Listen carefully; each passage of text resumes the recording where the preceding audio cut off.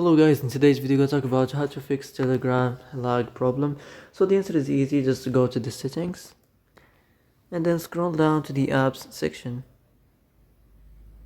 and then go to the search and search Telegram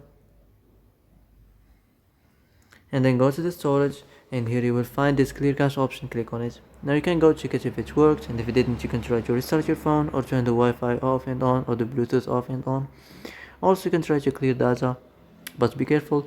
If you clear data, all the Telegram's data will be deleted. This includes all files, the settings, the accounts, the databases, etc. So be careful if you want to clear your data.